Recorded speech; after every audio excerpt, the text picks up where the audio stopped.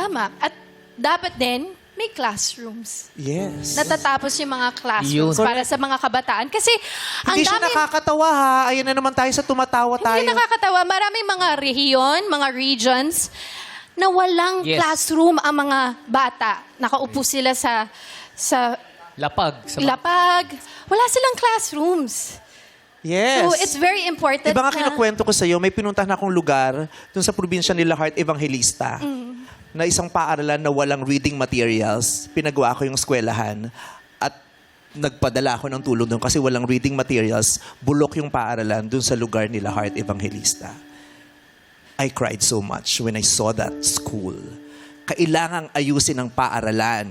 Kailangang tulungan ng mga magulang na mailagay sa paaralan ang mga anak. Kailangan ng tulong ng mga Pilipinong magulang mula sa pamahalaan. Actually, hindi siya basta tulong lang. Actually, isa siyang serbisyong deserve ninyo. Galing yan sa tax ninyo. Hindi nyo utang na loob kung may classrooms. Hindi utang na loob ng Tama. Pilipino kung may maayos na lipunan. Hindi nyo yan utang na loob. Yan ay deserve ninyo bilang mga Pilipinong nagbabayad ng pulis araw-araw. Kaya huwag rin kayo nagpapasalamat. Salamat, Mayor. Salamat, Congressman. Hindi nila pera yan. Inyo yan. Atin yan. Okay? Yes. So ngayon, dahil wala pang ganyan, dahil kumakalampag pa tayo, tayo munang magtulungan.